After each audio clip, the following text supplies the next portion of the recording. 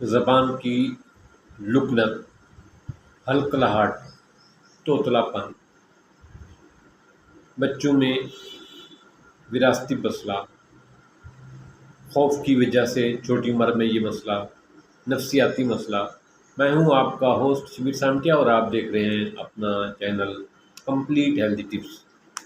بچوں میں ہلکلاہٹ، لکنت، پہلے تو یہ دیکھنا چاہیے کہ یہ لکنت کس وجہ سے ہے۔ عام طور پہ لکنت خاندانی موروثی آ رہی ہوتی ہے، خاندان میں جو ہے نا ماں باپ، دادا دادی یا نانا نانی میں لکنت ہوتی ہے، اس وجہ سے بھی لکنت آ رہی ہوتی ہے۔ بعض اوقات بچہ چھوٹی عمر میں ٹھیک ہوتا ہے لیکن وہ زیادہ باتیں کرتا ہے تو گھر والے اس کو ڈانٹ دیتے ہیں، چپ ہوئے، خاموش کرا دیتے ہیں، وہ نفسیاتی مسئلہ ہو جاتا ہے۔ اس کی وجہ سے بھی بچہ ہلکانے لگتا ہے، اس میں لکنت آنے لگتی ہے۔ لکنت کو دو حصوں میں ہم تقسیم کر سکتے ہیں، ایک ہے توتلا پن، دوسرا ہے ہلکلانا، رک رک کے بات کرنا۔ بچہ ہر بات میں آ کرتا رہتا ہے۔ ایسے لوگ جو ہر بات میں آ کرتے رہتے ہیں، اس کے لیے 2-3 ٹپس ہیں۔ ایک تو یہ ہے کہ اس کو کہیں کہ ہر لفظ کے بعد سانس لیا کرے، وہ نہیں ہلکلائے گا، آپ تجربہ کر کے دیکھ لیں، وہ نہیں اس کو لکنت آئے گی۔ یہ ایسے جیسے میں یہ کہتا ہوں، امی ابا آج لاہور جانا ہے، ہر بات میں تھوڑا سا سانس لے۔ یہ ووکل ساؤنڈز کو آکسیجن کی کمی ملتی ہے جس کی وجہ سے وہ ہلکلانے لگتا ہے، تو یہ مسئلہ ہوتا ہے۔ لفظ کٹ کٹ کے بولے گا، کبھی بھی نہیں ہلکلائے گا، وہ شروع میں ایسا کرے گا، بعد میں مہربانی سے بولنا شروع ہو جائے گا۔ دوسری بات جو ہے وہ یہ ہے کہ وہ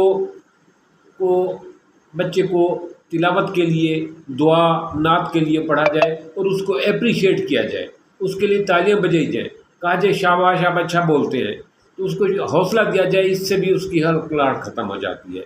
یہ دوسرا طریقہ ہے جو نفسیاتی طور پہ ہے۔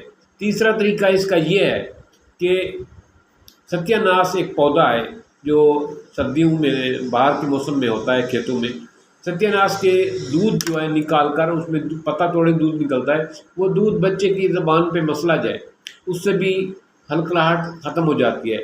دوسرا، یہ ہم فروٹر کھاتے ہیں، موسمی کھاتے ہیں، کنو کھاتے ہیں، اس کا چھلکا جو ہے الٹا سائڈ، اس سے زبان کو مساج کیا جائے، زبان چھلکے کو الٹی طرف سے بھی سیدھی طرف سے بھی زبان کا مساج کیا جائے، اس سے تو 15-20 دن مساج کرنے سے توتلا پن بھی کم ہو جاتا ہے، ہلکلاہٹ بھی کم ہو جاتی ہے۔ یہ تجربہ شدہ باتیں ہیں جو میں نے آپ سے شیئر کی ہیں۔ مجھے امید ہے کہ آپ اس سے بھرپور فائدہ اٹھائیں گے اور اس ویڈیو کو دوستوں کے ساتھ ضرور شیئر کریں۔ ہر گھر میں کہیں نہ کہیں اس قسم کے پرابلم والا بچہ موجود ہوتا ہے، وہ اس کی نفسیات پرابلم کی وجہ سے، فزیکل پرابلم کی وجہ سے اس کی شخصیت ڈیمیج ہو رہی ہوتی ہے۔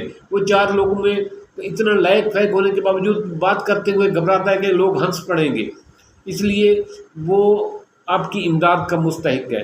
اس کی ہیلپ کریں اس ویڈیو کے ذریعے۔ مجھے امید ہے کہ آپ ضرور یہ ویڈیو زیادہ سے زیادہ لوگوں میں شیئر کریں گے تاکہ زیادہ سے زیادہ لوگ اس کو دیکھ سکیں۔ مزید کوئی چیز پوچھنی ہے تو آپ کمنٹس میں لکھیں گے، انشاءاللہ میں ضرور جواب دوں گا۔ مجھے امید ہے کہ آپ اس ویڈیو کو ایک صدقہ جاریہ سمجھ کر شیئر کریں گے۔ تھینکس۔